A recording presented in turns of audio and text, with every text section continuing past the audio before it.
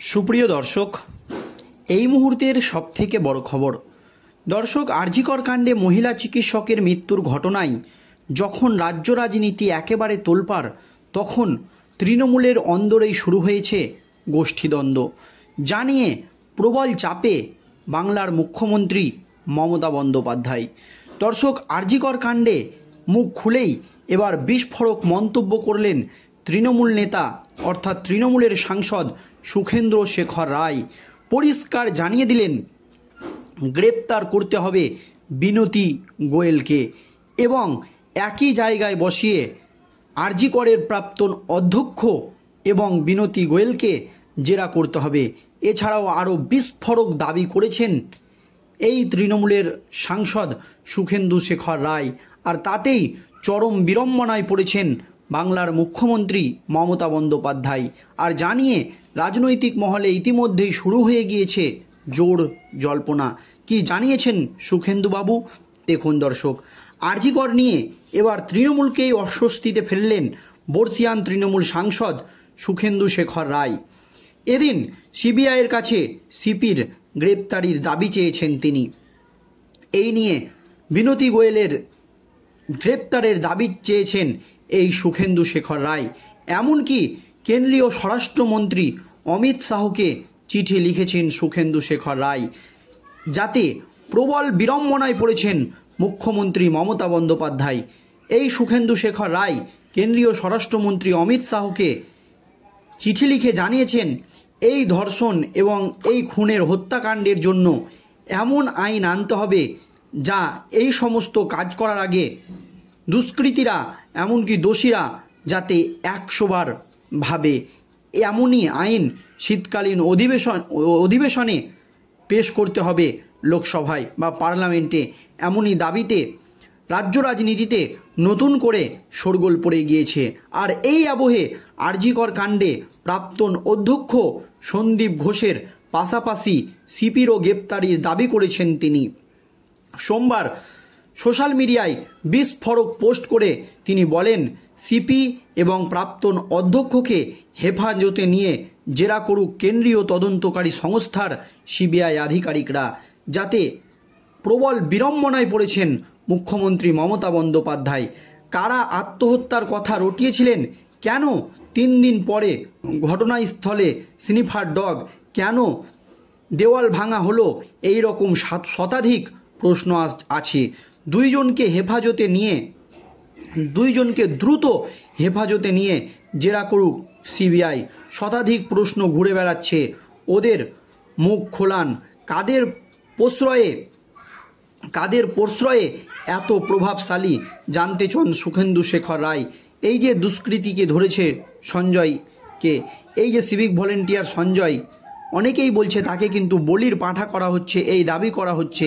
তবে এই সঞ্জয় কাদের প্রভাবে এত প্রভাবশালী হয়ে উঠল, সেই প্রশ্নও জানতে চেয়েছেন তৃণমূল সাংসদ সুখেন্দু শেখর রায়। আরজিকর কাণ্ডে মধ্যরাতে একের পর এক প্রশ্ন খোদ তৃণমূল সংসদের। সিবিআইয়ের কাছে স্বচ্ছতার সঙ্গে তদন্তের আবেদন জানান সুখেন্দু শেখর রায়। জানিয়ে বাংলার মুখ্যমন্ত্রী মমতা বন্দ্যোপাধ্যায় এর দলের মধ্যেই শুরু হয়েছে গোষ্ঠীদ্বন্দ্ব। প্রসঙ্গত, আরজিকর হাসপাতালের ঘটনায় প্রতিবাদে স্লোগান উঠেছিল, মেয়েরা রাত দখল করো। কলকাতা থেকে জেলা স্বাধীনতা উদযাপনের মধ্যরাতে দখল নিতে উদ্যোগী হয়েছিল মেয়েরা। তা নিয়ে ভিন্ন সুর তুলেছিলেন সুখেন্দু শেখর রায়, কুণাল ঘোষ, পার্থপ্রতিম রায়। যখন এর তীব্র বিরোধিতায় সরব হচ্ছেন, তখন অন্য মত তৃণমূল সাংসদ সুখেন্দু শেখর রায়ের। সোশ্যাল মিডিয়ায় তিনি লিখেছিলেন, আমি আন্দোলনকারীদের সঙ্গে যোগ দিতে যাচ্ছি, কারণ লক্ষ লক্ষ বাঙালি পরিবারের মতো আমারও মেয়ে, ছোট নাতনি আছে। আমাদের গর্জে উঠতে হবে। নারীদের ওপর অত্যাচার অনেক হয়েছে, নারীদের ওপর অত্যাচার আর নয়। আসুন একসঙ্গে প্রতিবাদ করি, যাই হোক সবাই আসুন। এই মন্তব্য করেছেন তৃণমূল সাংসদ সুখেন্দু শেখর রায়। যাতে বাংলার মুখ্যমন্ত্রী মমতা বন্দ্যোপাধ্যায়ের প্রবল অস্বস্তি বেড়েছে। দর্শক, এই আবহে সেই পোস্ট নিয়ে অবশ্যই তৃণমূল সাংসদকে ধন্যবাদ জানিয়েছেন রাজ্যের বিরোধী দলনেতা শুভেন্দু অধিকারী। বিজেপি নেতা বলেছেন, বিষয়টি তৃণমূলের নয়, আমি সুখেন্দু শেখর রায়কে তার সিদ্ধান্তকে ধন্যবাদ জানাবো। এমনই মন্তব্য করেন বিরোধী দলনেতা শুভেন্দু অধিকারী। তবে যে বিষয়টি নিয়ে রাজনৈতিক মহলে এখন চলছে জোর জল্পনা, সেটা হচ্ছে আরজি কর নিয়ে। এই ঘটনার জেরে প্রচুর অস্বস্তিতে তৃণমূল সুপ্রিমো মুখ্যমন্ত্রী মমতা বন্দ্যোপাধ্যায়। কারণ এই দিন সিবিআইয়ের কাছে সিপির গ্রেপ্তারি চেয়েছেন, মানে বিনোদ গোয়েলের গ্রেপ্তারি চেয়েছেন সুখেন্দু শেখর রায়।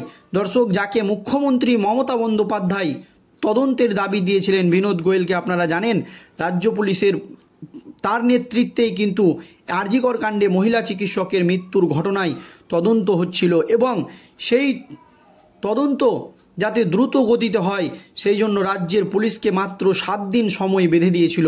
তবে এই আবহে রাজ্য পুলিশের বিরুদ্ধে তথ্য প্রমাণ লোপাটের মতো মারাত্মক অভিযোগ উঠতে শুরু করে, জানিয়ে তীব্র ক্ষোভ প্রকাশ করেন কলকাতা হাইকোর্টের প্রধান বিচারপতি টি.এস. শিবাজ্ঞানাম এবং রাজ্যের আইন শৃঙ্খলা পরিস্থিতি নিয়ে তিনি প্রশ্ন তুলে দেন।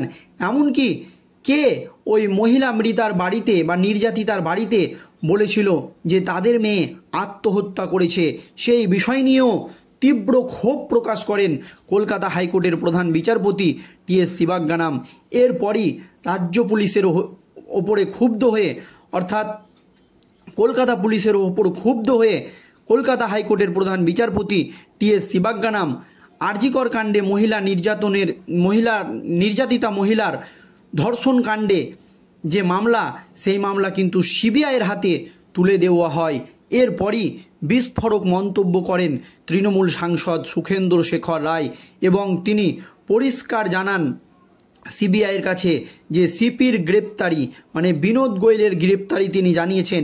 এমনকি আরজি কর কাণ্ডে প্রাক্তন অধ্যক্ষ এবং বিনোদ গোয়েলকে সামনাসামনি বসিয়ে জেরা করারও দাবি জানিয়েছেন সুখেন্দু শেখর রায়, জানিয়ে প্রবল বিড়ম্বনায় পড়েছেন মুখ্যমন্ত্রী মমতা বন্দ্যোপাধ্যায় এবং দলের মধ্যেই নাকি কোণঠাসা হচ্ছেন মুখ্যমন্ত্রী মমতা বন্দ্যোপাধ্যায়।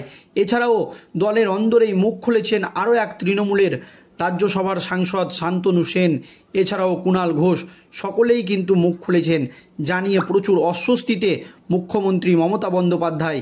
আর এইভাবে মুখ খোলার জন্য সুখেন্দু শেখর রায়কে কিন্তু লালবাজার থেকে তলব করা হয়েছে।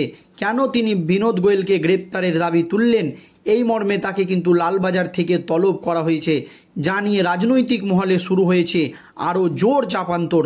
দর্শক, এই বিষয় নিয়ে আপনাদের মতামত অবশ্যই কমেন্ট বক্সে জানাবেন। ভিডিওটি শেষ পর্যন্ত ধৈর্য সহকারে দেখার জন্য ধন্যবাদ।